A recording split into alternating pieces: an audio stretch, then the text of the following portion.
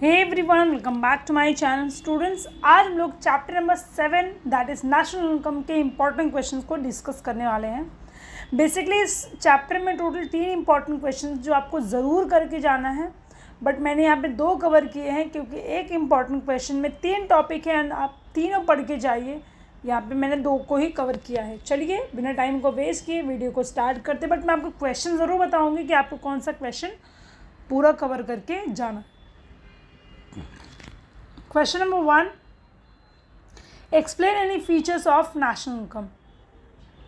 तो इसमें सबसे पहले आपको इंट्रोडक्शन लिखना है, देन मीनिंग लिखना है, देन डेफिनेशन लिखना है, उसके बाद आपको आंसर्स की राइटिंग को स्टार्ट करना है। इंट्रोडक्शन की बात करें तो जो नेशनल इनकम है वो बहुत ही इंपॉर्टेंट सब्जेक्ट मैटर है फॉर मैक्रो इकोनॉमिक्स। जब हम नेशनल इनकम की बात करते हैं तो हम स्टडी किसको करते हैं? मैक्रो इकोनॉमिक्स को। And the national economy comprised of all the firms and factories, shops, market, banks and financial institutions, various departments and their offices. National income is a composite measured all economic. तो national income क्या करता है? जितने भी economic activity है उनको study करता है ऑफ होल कंट्री, चाहे प्रोडक्शन हो, डिस्ट्रीब्यूशन हो, एक्सचेंज हो, कंजम्पशन हो। और इनका ऑब्जेक्टिव क्या होता है? Is to provide economic welfare of the people in economy. In India, establishment of national income committee in 1949 marked the beginning government efforts for regular completion of national income estimate. 1949 के बाद government ने effort लेना start किया कि हम daily basis पे या कह सकते हैं ईयरली बेसिस पे हम नेशनल इनकम को काउंट करेंगे, जिससे हमारे नेशन का ग्रोथ होगा एंड चीज़ें अच्छी होती जाएंगी। At present central statistical organisation ये इस डेटा को मेंटेन करती है एंड पब्लिश भी करती है every year national income and allied aggregate every year. Meaning की बात करें तो मॉडर्न इकोनॉमी जो है वो टोटल मनी के ऊपर बेस्ड है। So hence national income of a country is express in terms of money. The total income of national income, इसे नेशनल इनकम कहा जाता है। देश की पूरी इनकम को नेशनल इनकम कहा जाता है। In real terms national income is the flow of goods and services produce in an economy during a year. पूरे साल भर में कितना गुड्स एंड सर्विसेज को प्रोड्यूस करने के किया जाता है इन अ रियल टर्म, उसे हम नेशनल इनकम कहते हैं। So according to NIC, our national estimate measure the volume of commodity and services turned out during a given period count without duplication। तो पूरे साल का नेशनल इनकम तब कंप्लीट होगा जब उसमें किसी भी तरीके का डुप्लीकेशन नहीं होगा। डुप्लीकेशन का मतलब क्या हुआ? किसी भी कमोडिटी की फिर से डबल काउंटिंग होना। तो ऐसा नहीं, जैसे जो फाइनल गुड्स एंड सर्विसेज का अमाउंट होगा वही नेशनल इनकम में काउंट होगा और उसी के बेसिस पे ही नेशनल इनकम जो भी अमाउंट है वो स्टैब्लिश या पब्लिश किया जाएगा। फीचर्स की बात करते हैं। सबसे पहला फीचर है ये मैक्रो इकोनॉमिक्स का कॉन्सेप्ट है। So national income represent income of the economy as whole rather than a individual. So इसीलिए ये मैक्रो इकोनॉमिक्स का कॉन्सेप्ट है। दूसरा, जितने भी final value of goods and services होती है वही नेशनल इनकम में इंक्लूड होती है। In order to avoid double counting in national income, the value of final goods and services produce in a economy are considered. तो the value of intermediate goods को हमेशा avoid किया जाता है। जैसे जैसे रॉ मटेरियल हो गया या गुड्स अभी पूरी तरीके से बना नहीं है तो वो इंटरमीडिएट गुड्स हुआ। For example, while estimating the production of shirts there is no need to take the value of cotton. जब पूरी तरीके से शर्ट बन गया है तो जो कॉटन की वैल्यू आप उसे ऐड नहीं कर सकते हो, आपने ऑलरेडी एक बार उसको ऐड करके शर्ट की प्राइस में इंक्लूड कर दिया है। तो जो final value of goods and services होती है वही नेशनल इनकम में इंक्लूड की जाती है। Next is net aggregate value. तो नेट एग्रीगेट वैल्यू को ही इंक्लूड किया जाता है। यहाँ पे डेप्रिसिएशन कॉस्ट को इंक्लूड नहीं किया जाता है। Another one is net income from abroad. तो नेट इनकम फ्रॉम अब्रॉड का मतलब क्या? जब हम कोई एक्सपोर्ट करेंगे, है ना, जब हम एक्सपोर्ट करेंगे तब हमें पैसा मिलेगा, और जब हम इंपोर्ट करेंगे तो हमें पैसे देना पड़ेंगे, और दोनों के बीच में दोनों ही चीज़ें होंगी वहाँ पे रिसिप्ट एंड पेमेंट का ऑर्डर होगा। तो अगर जितने ज़्यादा एक्सपोर्ट है यानी कि हमें इनकम मिल रही है, तो जितने भी जो भी इनकम हमें एक्सपोर्ट से जनरेट होती है वो हमारी इनकम फ्रॉम अब्रॉड हो जाएगी, नेट इनकम फ्रॉम अब्रॉड हो जाएगी। Next is financial year. तो हमारा फाइनेंशियल ईयर क्या है, 1 अप्रैल टू 31 मार्च। ये एक फ्लो कॉन्सेप्ट भी है, क्योंकि यहाँ पे जितने भी गुड्स एंड सर्विसेज उनका पूरे साल भर फ्लो होता है, और वही जो है नेशनल इनकम में इंक्लूड किया जाता है। मनी वैल्यू, तो यस इसे मनी वैल्यू मॉनेटरी वैल्यू में एक्सप्रेस किया जाता है।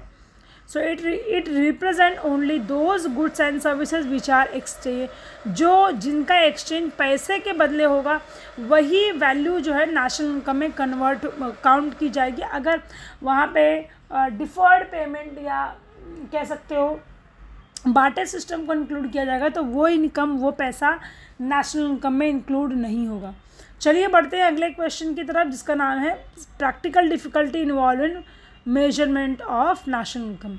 तो प्रैक्टिकल डिफ़िकल्टी को स्टैटिस्टिकल डिफ़िकल्टी भी कहा जाता है, ठीक है। इसकी थ्योरेटिकल डिफ़िकल्टी भी है, बट आई वुड सजेस्ट कि आप ये क्वेश्चन अच्छी तरीके से पढ़ के जाओ। तो जब हम प्रैक्टिकली डेटा कलेक्ट करते हैं तो हमें प्रैक्टिकल चीज़ों की ज़रूरत पड़ती है। प्रैक्टिकल चीज़ें जो है बहुत इंपॉर्टेंट होती है while estimating of national income. Number 1 difficulty है प्रॉब्लम ऑफ डबल काउंटिंग। अभी हमने थोड़ा टाइम पहले बताया कि अगर आपने एक शर्ट बना लिया है तो शर्ट के बनाने के बाद आप कॉटन की प्राइस फिर से ऐड नहीं कर सकते, क्योंकि ऑलरेडी आपने कॉटन की प्राइस को अपने शर्ट के फाइनल गुड्स में ऐड कर दिया है। अगर आप फिर से ऐड करते हो तो ऐसे प्रॉब्लम को प्रॉब्लम ऑफ डबल काउंटिंग कहा जाता है। The greatest difficulty in calculating national income is double counting. It arise from the failure of distinguish properly. जब अच्छी तरीके से डिस्टिंग्विश नहीं हो पाता है between final and intermediate goods तो ये प्रॉब्लम जनरेट होती है। For example, flour use by bakery is an intermediate product that by a household is a final product. Next is non monetise sector. देखिए अभी भी ऐसे गांव खेड़ा या रूरल एरियाज़ में ऐसे बहुत सारी जगह है जहाँ पे आज भी नॉन मोनेटाइज सेक्टर जो है एग्जिस्ट करता है। अब नॉन मोनेटाइज सेक्टर क्या हुआ, जैसे फॉर एग्जांपल अभी जो खेत वगैरह होता है वहाँ पर क्या होता है, जो गरीब होते हैं वो खेतों में काम कर देते हैं, उसके बदले अनाज ले लेते हैं। तो यहाँ पे किसी भी तरीके का मॉनेटरी ट्रांजैक्शन नहीं हुआ, जिसकी वजह से नेशनल इनकम को कैलकुलेट करने में डिफ़िकल्टी आती है। तो इसलिए existing of non monetise sector in a rural area और you can say in a village area, तो it's create the difficulty of estimating national income. Next is inadequate and unreliable data। तो ज़्यादातर ये भी जो गांव वाले एरिया है, रूरल एरिया है, वहाँ पे ना लोगों के ऑक्यूपेशन ज़्यादातर जो है वो एग्रीकल्चर ही हैं, तो उनका जो डेटा होता है वो प्रॉपर तरीके से ना ही एक्यूरेट होता है ना करेक्ट होता है। तो इसीलिए अच्छी तरीके से डेटा ना मिलने की वजह से भी ये नेशनल इनकम को कैलकुलेट करने में डिफ़िकल्टी क्रिएट करता है। Beside this, on unearn income, consumption expenditure, investment expenditure on rural urban population are also are not available. तो इनका जो ना एक एक्चुअल जो डेटा ऑफ इनकम है वो मिल नहीं पाता है, जिसकी वजह से या एक्चुअल साइज़ ऑफ उनकी पॉपुलेशन भी पता नहीं चल पाती है, जिसकी वजह से ये प्रॉब्लम क्रिएट होती। Sorry, not size of population, it's income. ठीक है, देखो अभी क्या है, मैं एग्जांपल देती हूँ। एक जो खेती करने वाला इंसान है, फार्मर है, वो अपनी रोजी रोटी को बनाने के लिए खेत में काम करेगा, वहाँ पे नॉन मोनेटाइज सेक्टर एग्जिस्ट हो गया। फिर किसी और जगह पर जाके वो 5 घंटे काम कर रहा है जहाँ पे उसे 100-200 रुपये मिल गए, तो उसका एग्जैक्ट जो सोर्स ऑफ मनी है, वो इनकम है, वो पता नहीं चल पाएगा, जिसकी वजह से इनएडिक्वेट और अनरिलायबल डेटा जो है वो मिलता है, जिससे नेशनल को एस्टिमेट करने में प्रॉब्लम क्रिएट होती है। Next is depreciation. So depreciation refers to wear and tear of capital asset due to use in the process of production. जितने भी आपके पास बड़े बड़े मशीन्स हैं उनका ज़्यादातर प्रोडक्शन के लिए यूज़ किया जाता है, जिसकी वजह से डेप्रिसिएशन का जो खर्चा है वो निकल कर आता है।